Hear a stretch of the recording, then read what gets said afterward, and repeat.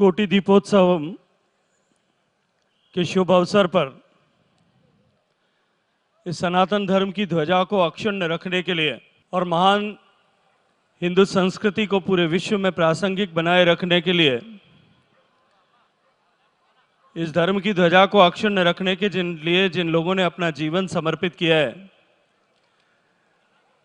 ऐसे संतगण जो मंच पर विराजमान हैं, श्री रामानुजम पीठ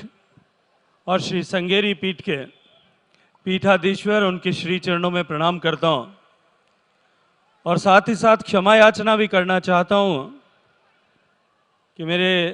हवाई जहाज का समय हो जाने के कारण से मैं आपके प्रवचनों से पूर्व बात करने की, अपनी बात रखने की धृष्टता कर रहा हूं। मैं अभिनंदन करना चाहता हूं मेरे मित्र, दोनों सांसद बंधु जो यहाँ हैं उनका, और साथ ही साथ अभिनंदन करना चाहता हूं श्री नरेंद्र चौधरी जी का, भक्ति टीवी के और एनटीवी के मालिक, उसके रचयिता, कि उन्होंने मुझे इस कोटि दीपोत्सव के अवसर पर आकर आज कार्तिक की इस सोमवार के दिन श्री कालहस्ती स्वामी और मां जगदंबिका के इस शुभ कल्याणकोत्सव के अवसर पर न केवल दर्शन करने का सौभाग्य दिया, अपितु आप सबका भी दर्शन करने का सौभाग्य दिया है। मैं बहुत सारा अभिनंदन करना चाहता हूं मेरे इन तीनों मित्रों का, और साथ ही साथ अभिनंदन करना चाहता हूं आप सबका भी कि इस विशाल जन्मदिनी को देख करके मैं अभिभूत हूं। मैं कल्पना भी नहीं कर सकता था स्वामी, जब मुझे बताया गया था कि इस कार्यक्रम में आपको जाना है, लेकिन मैं देख करके कि जिस भक्ति भाव के साथ में आप सब लोग यहाँ एकत्रित हैं, ये भावना ही निश्चित रूप से हमारे इस महान धर्म को, इस संस्कृति को, जैसा कहते हैं कि हमारे साथ में जितनी भी धर्म और संस्कृतियों का उदय हुआ था, विश्व में उन सब का विनाश हो गया। काल के प्रवाह में वो सब बह गई, केवल और केवल सनातन धर्म बचा। और वो जिस कारण से बचा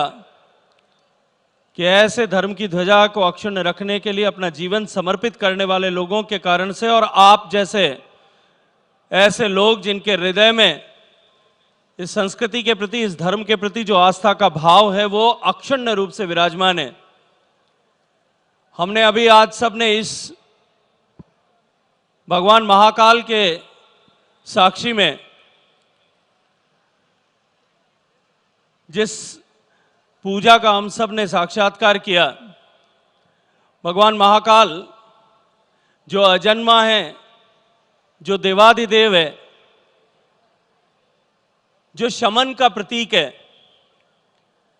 मैं आज इस शुभ अवसर पर इस बात की कामना करता हूं, कल्पना करता हूं, भगवान से आराधना करता हूं कि हम सब के जीवन में भी जो अशिव का तत्व है, उस तत्व का विनाश हो, उस भगवान उस तत्व का शमन करें। हमारे मन में जो द्वैत की डायलेमा है वो समाप्त हो, और हम सब के जीवन में, हम सब के हृदय में शिव तत्व का उदय हो। ऐसी शुभकामनाएं मैं आप सब के लिए प्रेरित करता हूं। लेकिन साथ ही साथ में, क्योंकि इस समय में और भगवान शिव के साथ में प्रासंगिक रूप से जुड़ा हुआ विषय जल है। इस भारत भूमि की प्राण का आधार, हम सब की सांस्कृतिक मानबिंदु मां गंगा, जो भगवान शिव के जटों से निकल करके सागर में, सागर तक प्रवाहित होते हुए देश की लगभग आधी जनसंख्या के जीवन का आधार है, आधे भूभाग का आधार है। और हमारी इस महान संस्कृति का प्राण तत्व है ये जो जल है, ये मां गंगा का स्वरूप है, ये शिव का स्वरूप है। इस महान उत्सव के अवसर पर हम सब लोग भी, जो लाखों लोग आज यहाँ आप उपस्थित हैं, और 15 दिन में, आने वाले समय में कुल 15 दिन में जो लाखों लोग यहाँ सब आएंगे, मैं कामना करता हूँ कि आप सब लोग भी इस शिव के अंश, शिव के तत्व जल के संरक्षण के लिए अपने जीवन में संकल्पबद्ध होकर के काम करेंगे। दुनिया में जिस तरह से एक बड़ी चुनौती बनकर के जल का विषय उभरा है, और भारत, क्योंकि हम दुनिया की दूसरी सबसे बड़ी आबादी वाला देश होने के साथ साथ में हमारे यहाँ जल सीमित मात्रा में, और ऐसी विडंबना है कि जिस देश में प्रत्येक ऐसी व्यक्ति वस्तु जो देती है, जो दाता है, उसे देवता के रूप में पूजा गया। हमने सागर को भगवान के रूप में और नदियों को देवियों के और देवताओं के रूप में जो है उनकी आराधना की। आराधना का विधान हमारे महान मनीषियों ने, ऋषियों ने किया। लेकिन दुर्भाग्य से आज हमारे जल के जितने भी स्रोत हैं वो दुनिया में सबसे ज्यादा कंटेमिनेटेड सोर्सेज हैं।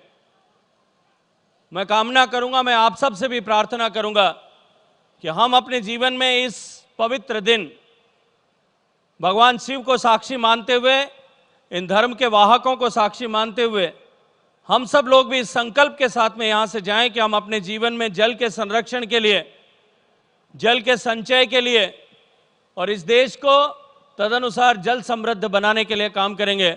आप सबको बहुत सारी शुभकामनाएं। एक बार आदरणीय नरेंद्र चौधरी जी का, मेरे दोनों सांसद मित्रों का बहुत सारा धन्यवाद, बहुत सारा अभिनंदन,